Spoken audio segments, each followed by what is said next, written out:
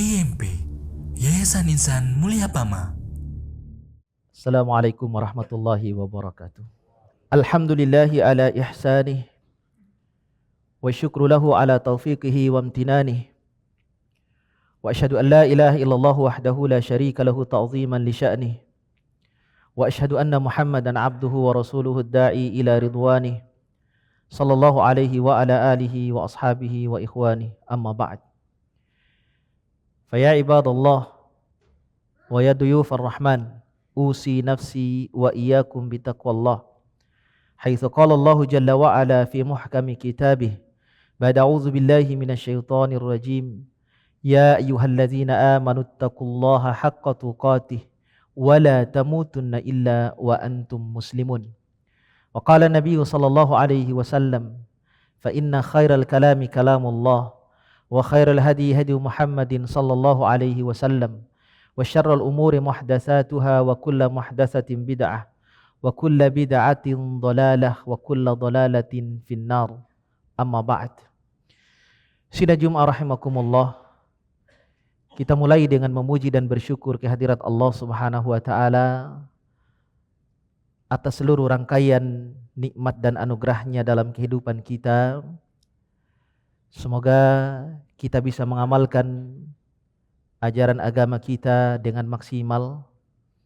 Semoga Allah Subhanahu wa taala meneguhkan hati dan langkah kita untuk tetap berada di atas siratul mustaqim yang telah ditunjuki oleh Allah Subhanahu wa taala, kokoh di atas keimanan dan tauhid kita kepada Allah Subhanahu wa taala, terhindar dari segala macam keburukan, terhindar dari segala macam maksiat, dan kita bisa menjauhi perbuatan syirik kepada Allah Subhanahu wa ta'ala. Semoga salawat dan salam selalu terlimpah curah kepada teladan hidup kita sepanjang zaman, Nabi Muhammad sallallahu alaihi wa alihi wasallam. Semoga kita bisa meneladaninya di dalam seluruh aspek kehidupan kita, sehingga kita bisa meraih syafaatnya nanti di hari kemudian. Semoga Allah Subhanahu wa ta'ala kumpulkan kita bersama baginda Rasul yang mulia di dalam surganya. Amin ya rabbal alamin.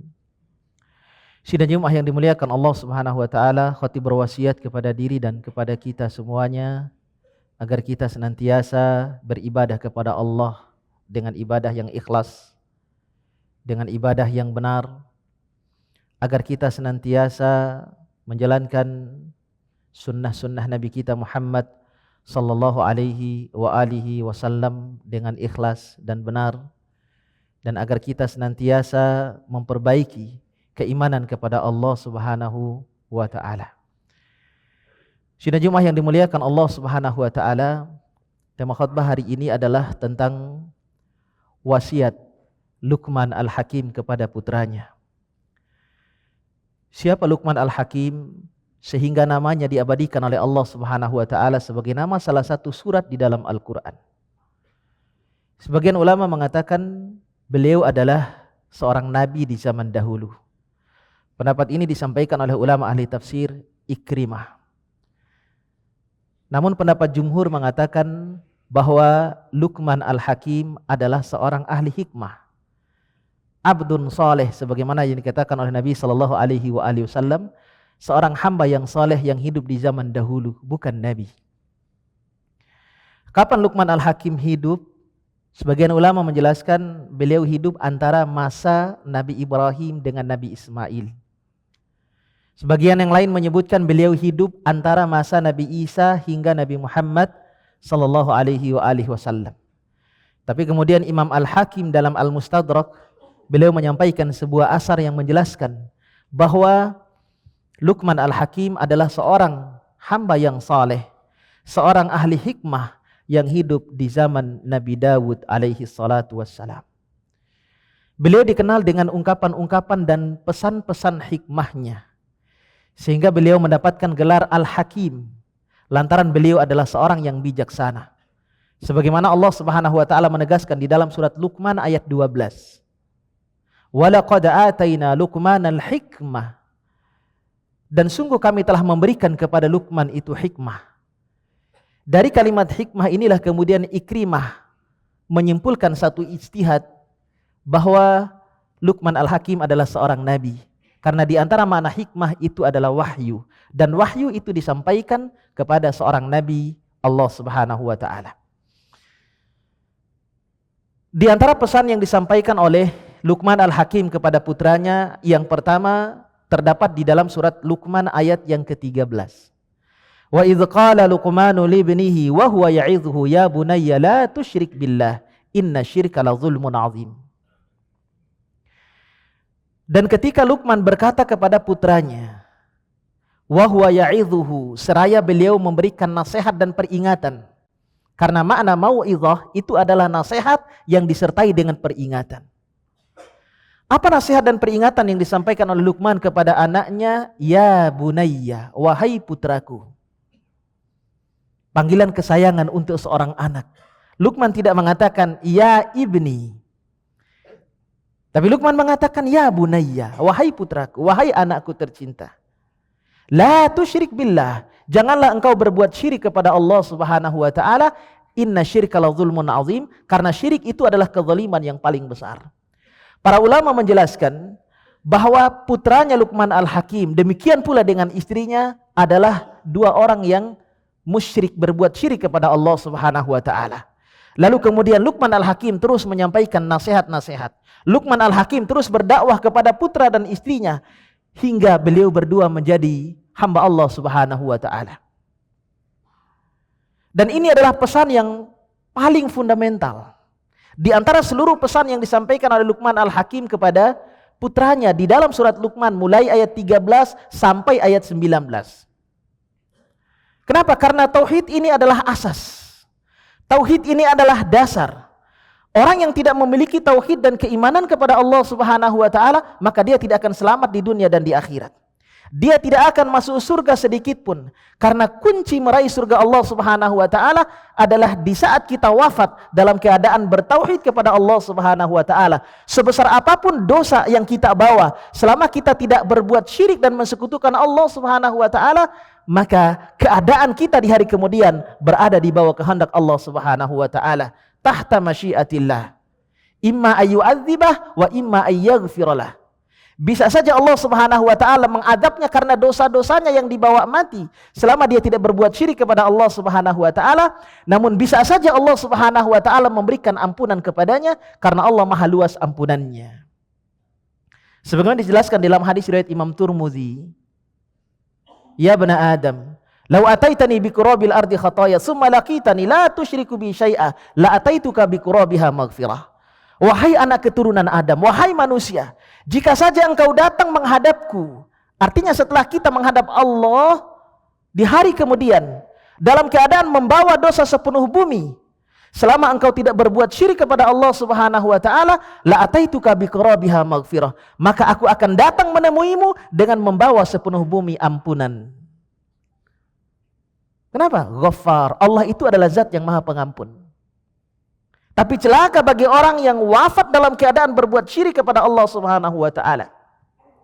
Dan ini adalah pesan yang disampaikan oleh orang-orang saleh, pesan yang disampaikan oleh para nabi dan rasul. Sebagaimana di dalam surat Al-Baqarah Allah Subhanahu wa taala menjelaskan pesan yang disampaikan oleh Nabi Ibrahim dan juga Nabi Yakub kepada anak dan keturunannya. Wa wasa biha Ibrahimu banihi wa Yaqubu ya bunayya innallaha astafa lakumuddin wa la tamutunna illa wa antum muslimun. Dalam surat Al-Baqarah ayat 132 Allah Subhanahu wa taala menjelaskan, wa wasa biha Ibrahimu banihi wa Yaqub.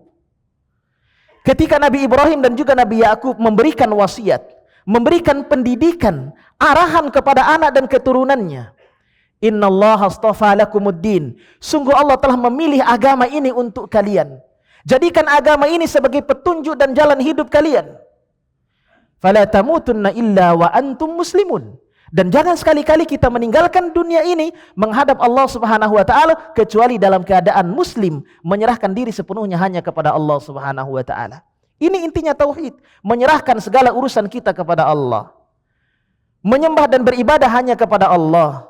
Bertawakal hanya kepada Allah, bergantung hanya kepada Allah, berdoa dan memohon hanya kepada Allah. Ini namanya tauhid. Adapun ketika kita bergantung kepada selain Allah, kita mengarahkan ibadah kepada selain Allah, kita berdoa dan memohon kepada selain Allah, maka itulah perbuatan syirik yang tidak akan diampuni pelakunya oleh Allah Subhanahu wa taala dan dia kekal di dalam neraka selama-lamanya. Am kuntum syuhada'a idh hadara Ya'qub al-maut. Kemudian Allah Subhanahu wa taala menceritakan pada lanjutan ayat Al-Baqarah 133. Tidakkah kalian menyaksikan idh hadara Ya'qub al-maut, ketika kematian itu datang kepada Nabi Ya'qub di penghujung hayatnya, idh qala li banihi ma ta'buduna min ba'di. Apa yang beliau pesankan kepada anak-anaknya? Apa yang beliau pesankan kepada putra-putranya? Pesan Nabi Ya'qub, ma ta'buduna min ba'di. Apa yang akan kalian sembah setelahku? Bagaimana kalian beribadah setelah sepeninggalku? Maka pendidikan yang harus ditanamkan kepada anak-anak kita adalah pendidikan akhirat. Selalu berorientasi akhirat. Karena di sanalah kehidupan yang sesungguhnya. Nabi Ya'qub lebih khawatir anak dan keturunannya tidak menyembah Allah sepeninggalnya. Beliau tidak khawatir anak keturunannya kehilangan dunianya, tapi beliau lebih khawatir anak dan keturunannya kehilangan akhiratnya. Ma ta'buduna min ba'di. Apa yang kalian sembah setelahku? Nabi Ya'qub tidak mengatakan ma ta'kuluna min ba'di, apa yang kalian makan setelahku, tidak. Ini yang paling penting untuk kita perhatikan, bagaimana kita menanamkan pendidikan tauhid yang paling utama kepada anak-anak kita, kepada keluarga kita. Karena kita akan dimintai pertanggungjawaban di hari kemudian. Ku anfusakum wa ahlikum nara. Ini tugas kita di dunia. Satu ayat ini saja mampu kita amalkan dalam kehidupan kita, luar biasa. Jaga diri kita, jaga keluarga kita, jaga orang-orang yang berada di bawah tanggung jawab kita agar mereka terbebas dari api neraka. Inna syirka la zulmun azim. Kemudian Luqman berkata kepada anaknya, ketahuilah bahwa kesyirikan itu adalah kezaliman yang paling besar. Kenapa syirik disebut dengan kezaliman? Karena zalim itu lawan daripada kata adil. Orang yang bertauhid kepada Allah adalah orang yang adil. Adil maknanya wad'u syai'in fi mawdi'i, menempatkan sesuatu pada tempatnya. Sementara lawannya adalah syirik, wad'u syai'in fi ghairi mawdi'i, menempatkan sesuatu tidak pada tempatnya.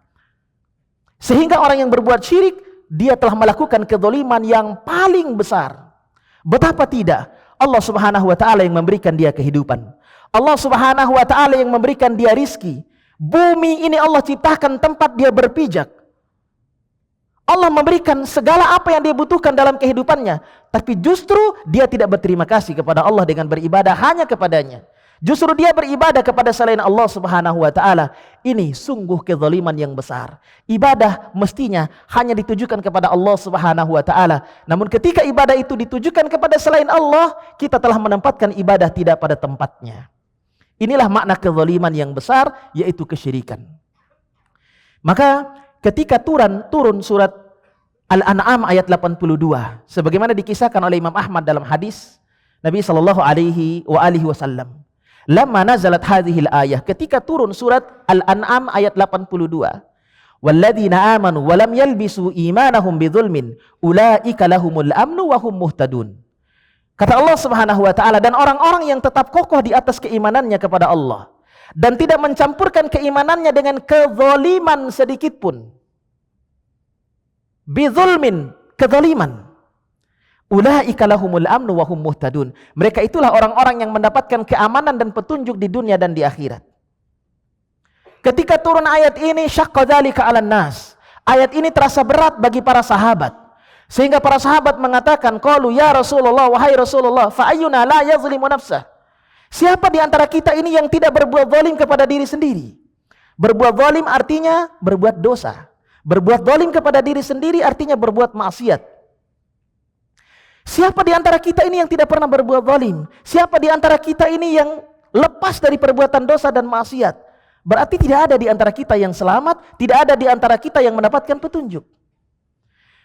Kemudian Nabi sallallahu alaihi wasallam mengatakan, innahu laisal ladzi ta'nun. Kezaliman yang dimaksud dalam ayat ini bukan sebagaimana yang kalian pikirkan. Alam tasma'u ma qala al-'abdu salih. Tidakkah kalian mendengar apa yang diucapkan oleh seorang hamba yang saleh? Jadi Nabi SAW menyebut Luqman Al-Hakim adalah al-abdus saleh, bukan seorang nabi. Dia adalah seorang hamba yang saleh. Apa yang dikatakan oleh Luqman dalam surat Luqman ayat ke-13? Ya bunayya la tusyrik billah inna syirka la zulmun azim. Innama huwa syirk. Ketahuilah, kezaliman yang dimaksudkan di dalam ayat yang baru saja turun ini maknanya adalah kesyirikan. Kenapa? Karena orang yang berbuat syirik kepada Allah Subhanahu wa taala menempatkan ibadah tidak pada tempatnya. Ini pesan yang paling penting dan ini pesan yang paling utama. Tanamkan pendidikan tauhid agar jauh dari perbuatan syirik. Kenalkan kepada Allah, kenalkan kepada syariat dan aturan Allah Subhanahu wa taala. Tanamkan pendidikan akhirat kepada anak dan keturunan kita, kepada istri kita. Jangan sampai kita terlalu sibuk memenuhi nutrisi dunianya sehingga kita lupa memenuhi nutrisi akhiratnya. Itu yang paling utama. Jangan sampai kita menjadi menyesal di hadapan Allah Subhanahu wa taala lantaran kita tidak menanamkan pendidikan tauhid dari awal kepada anak dan keturunan kita sebagaimana yang dilakukan oleh Luqman Al-Hakim kepada anak dan keturunannya. Dan ini adalah pesan yang wasiat yang paling penting, yang paling pokok yang disampaikan oleh Luqman Al-Hakim kepada anaknya sebelum Luqman Al-Hakim menyampaikan pesan-pesan yang lain di dalam surat Luqman mulai ayat 13 sampai ayat 19. Di antaranya kemudian setelah itu Luqman Al-Hakim berpesan kepada anaknya, berwasiat kepada anaknya agar berbuat baik kepada kedua orang tua. Ini kebaikan yang utama setelah tauhid dan keimanan kepada Allah. Karena seringkali di dalam Al-Quran Allah menggandengkan tauhid dengan birrul walidain. Wa qada rabbuka alla ta'budu illa iyyahu wa bil walidaini ihsana. Contohnya Allah Subhanahu wa taala menyebutkan, Allah Subhanahu wa taala telah memutuskan bahwa janganlah kalian menyembah kecuali hanya kepada Allah, tauhid. Wa bil walidaini ihsana, dan berbuat baik kepada kedua orang tua. Karena orang yang durhaka kepada kedua orang tua akan disegerakan balasannya oleh Allah Subhanahu wa taala di dunia sebelum Allah membalasnya di akhirat. Nabi mengatakan, babani muajjalani uqubatuhuma fid dunya. Ada dua dosa yang Allah akan segerakan balasannya, azabnya di dunia sebelum nanti di akhirat. Yang pertama adalah al-baghyu, kezaliman. Orang yang berbuat zalim akan Allah segerakan azabnya di dunia. Allah akan hukum dia di dunia sebelum dia dihukum di akhirat. Kemudian yang kedua al-uquq, durhaka kepada kedua orang tua.